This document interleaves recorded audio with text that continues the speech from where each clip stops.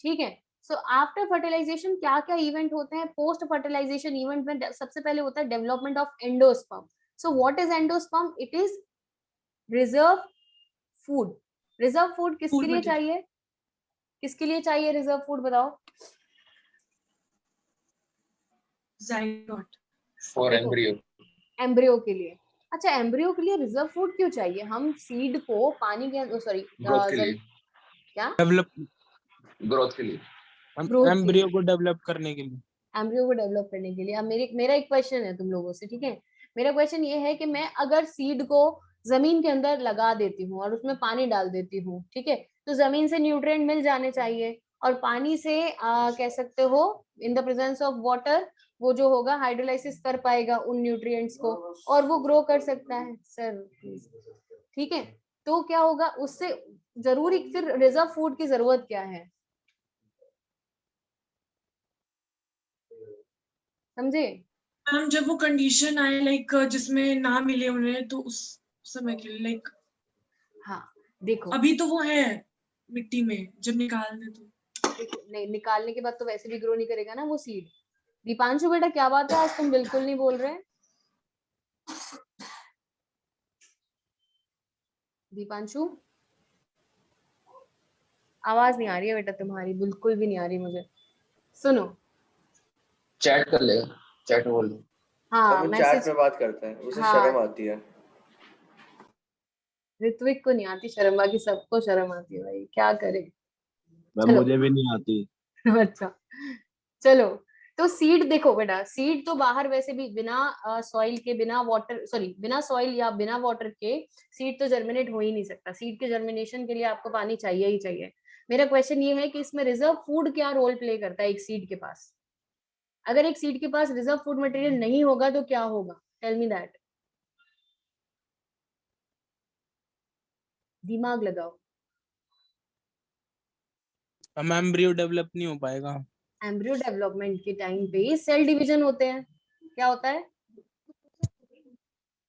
Cell division, ठीक है। एक जाइगोट एक पूरा का पूरा एम्ब्रियो बनाने वाला है, एक पूरा का पूरा प्लांट बनाने वाला है, तो वो सेल डिवीजन करने वाला है। एंड सेल डिवीजन के लिए चाहिएगी एनर्जी, है ना?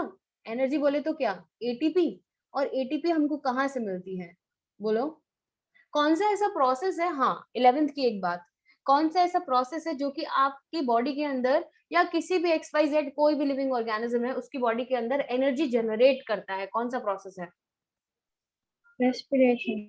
रेस्पिरेशन, ठीक है। तो यहाँ पर ये एक सीड है ना, ये फोटोसिंथेसिस तो कर नहीं पाएगा, तो इसके पास सिर्फ एक ही एनर्जी का रिसोर्स बचेगा जो होगा रेस्पिरेशन। और रेस्पिरेशन के लिए आपको सर्टेन फूड मटेरियल तो चाहिए ना, जिसको बर्न करके या जिसको ब्रेक करके आप क्या कर सकते हो? एटीपी जनरेट कर सकते हो। और अब आप उस एटीपी को डिफरेंट डिफरेंट चीजों में यूज कर सकते हो। आई बात समझ?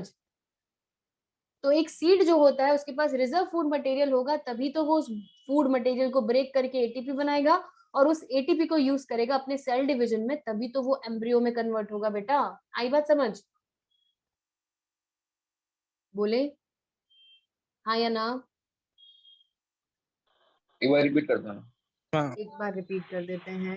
देखो, एक बार मीटिंग ऑफ हुई तो रिज्वाइन कर लेना, ठीक है? तो सपोज करो ये सीड है, इसके अंदर यहाँ पर जाइगोट और छोटा सा एम्ब्रियो डेवलप हो रहा था। अब आपके घर में कंटेनर भर भर के सीड्स होते हैं जिनको हम अपनी डेली डाइट का पार्ट बनाते हैं, वो भी सीड्स हैं, उनसे भी एक नया प्लांट डेवलप हो सकता है। लेकिन हम उनको क्या कह सकते हो, फेवरेबल एनवायरमेंट नहीं दे रहे हैं, हम उनको पानी नहीं दे रहे हैं, ठीक है, हम उनको सॉइल के अंदर नहीं डाल रहे हैं। दैट्स वाई वो जर्मिनेट नहीं होते। कभी थोड़े से हैंडफुल ऑफ चना बोलते हो ना तुम लोग, उसको निकाल के और पानी में डाल देना, कुछ दिन रखे रहने दोगे, उसके बाद उसमें से देखना आप रूट जैसी व्हाइट स्ट्रक्चर्स निकल पड़ते हैं। उनको क्या बोलते हैं? स्प्राउट्स बोलते हैं। सो वो क्या है? वो इसी सीड के एम्ब्रियो से बना हुआ पहला पहला रूट होता है। अब अगर आपने उसको सॉइल के अंदर डाल दिया तो वहां पर एक प्लांट उग सकता है उससे, ठीक है। लेकिन एक प्लांट उगने के लिए एनर्जी चाहिएगी, सेल डिवीजन करना पड़ेगा, और सेल डिवीजन के लिए चाहिएगी एनर्जी। और वो एनर्जी कहाँ से मिलेगी? क्योंकि अभी तो इसकी कोई लीव्स वगैरह नहीं है ना, तो वो फोटोसिंथेसिस तो कर नहीं रहा, तो वो एनर्जी यहाँ भरे हुए फूड में होती है जो कि एंडोस्पर्म कहलाता है। और इस एंडोस्पर्म को तोड़कर कह सकते हो कि खाकर जो एम्ब्रियो होता है वो उसको एनर्जी जनरेट करके और उस एनर्जी से पूरा का पूरा एक नया छोटा सा प्लांट बनाने की कैपेसिटी निकालता है। अब आई बात समझ? Yes ma'am. ओके चलो। सो अब ये जो एंडोस्पर्म है ना बेटा, ये अलग अलग सीड्स के अकॉर्डिंग हम टाइप्स ऑफ एंडोस्पर्म अलग अलग पढ़ सकते हैं, वो अभी बताऊंगी थोड़ी देर में। सो अभी हम पढ़ रहे हैं पोस्ट फर्टिलाइजेशन इवेंट क्या क्या होगा। पहला होगा डेवलपमेंट ऑफ एंडोस्पर्म, कि भाई एंडोस्पर्म डेवलप करोगे, first will be development of endosperm. Second होगा development of embryo from the diploid zygote, ये मैं बता चुकी, जाइगोट से एम्ब्रियो का बनना, जस्ट आफ्टर फर्टिलाइजेशन शुरू हो जाती है ये चीज। अब सीड बनेगा ओव्यूल से, ठीक है, एंड ओवरी से बनेगा फ्रूट, ठीक है।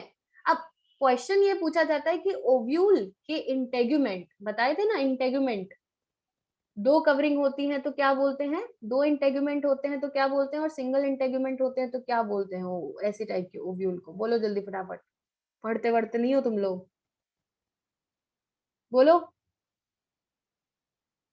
मैम एक बार फिर से रिपीट करना क्वेश्चन। ये क्वेश्चन है बेटा, ये जूम करके दिखा रही हूँ मैं, ये वाला क्वेश्चन है। यहाँ पर दो इंटेगुमेंट दिख रहे हैं, एक बाहर वाली लेयर और एक अंदर वाली लेयर। यहाँ पर एक इंटेगुमेंट दिख रहा है, ओनली एक लेयर, सिंगल। तो जब दो इंटेगुमेंट होते हैं किसी भी ओव्यूल में, या फिर एक इंटेगुमेंट होता है, उसको क्या बोलते हो? बाइटेगमेंट और यूनिटेगमेंट। बहुत बढ़िया, वेरी गुड, ठीक है। सो बाइटेगमेंट और यूनिटेगमेंट का मतलब ही यही है कि दो कवरिंग और सिंगल कवरिंग। सो ये जो आपकी कवरिंग होती है ना, ये ओव्यूल का कवर किसका कवर बना देगा? सीड का कवर बना देगा आफ्टर फर्टिलाइजेशन।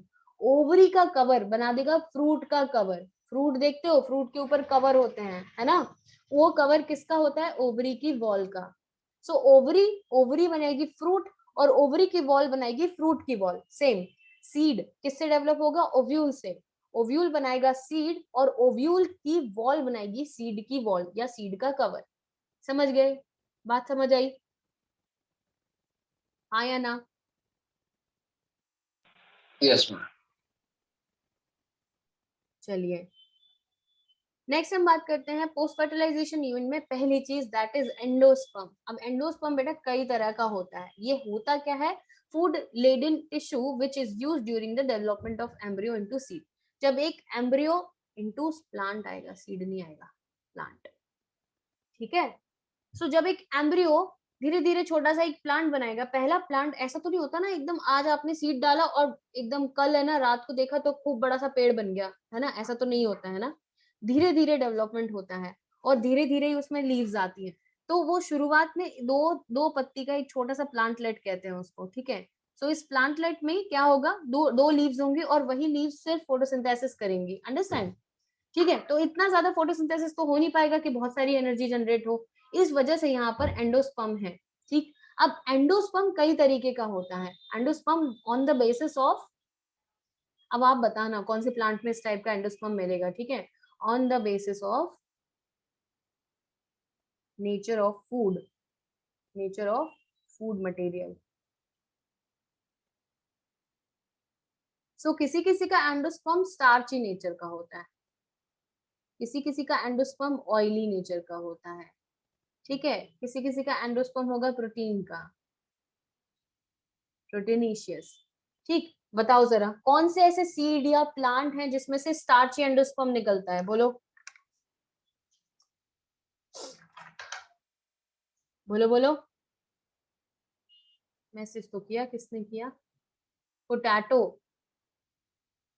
पोटैटो में एंडोस्पर्म नहीं है बेटा। पोटैटो एक रिजर्व फूड मटेरियल है जो कि अंडरग्राउंड स्टेम में होता है, जो ट्यूबर नेचर की है, वो सीड नहीं है। आलू इज नॉट अ सीड, आलू इज अ स्टेम, और उसमें स्टोर्ड फूड मटेरियल है। मैं बोल रही हूँ सीड होना चाहिए प्रॉपर, ऐसा सीड जिसमें कि स्टार्च होता हो। बोलो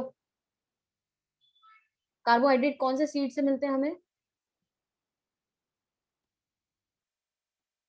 रोटी खाते हो? रोटी किसकी बनती है? वीट। Wheat, very good. क्या होगा? वीट होगा, ठीक है। वीट जैसे कई सारे सीरियल्स होते हैं, जैसे कि ज्वार होता है, बाजरा होता है, और भी बहुत सारे होते हैं। वो सब कैसे होते हैं? स्टार्ची नेचर के होते हैं, किसी में कम होता है, किसी में ज्यादा होता है, ओके। नाउ ऑयली एंडोस्पर्म, कहाँ कहाँ से, किस किस के सीड से आप ऑयल निकाल सकते हो? जल्दी से बताओ, दिमाग लगाओ। Coconut, very good. sunflower, sunflower हो सकता है, मस्टर्ड, मस्टर्ड हो सकता है, वेरी गुड, ठीक है। सो हाँ जी, groundnut, ग्राउंडनट भी हो सकता है, बहुत बढ़िया। अब यहाँ पे डिफरेंस आएगा, अभी तुम पढ़ोगे इस चीज को कि ग्राउंडनट यहाँ पर क्यों इंक्लूड नहीं करते हैं, ठीक है। चलो, तो प्रोटीनेशियस नेचर का बता दो। प्रोटीनेशियस नेचर का स्टोर्ड फूड मटेरियल किस में मिलेगा बेटा? स्प्राउट्स, मतलब स्प्राउट्स क्या होते हैं? सीरियल्स होते हैं ना, तो सीरियल्स काउंट कर सकते हो इधर, ठीक है। समझे, आगे बढ़े, हाँ या ना? yes ma'am, अब देखो, Yes, सुनना ध्यान से, यहाँ पे इस स्ट्रक्चर को देखो, ये एक सीड है, कोई भी सीड मान लो, इसको व्हीट मान लो या कुछ भी XYZ, ठीक है। राइस या व्हीट कुछ भी मान सकते हो।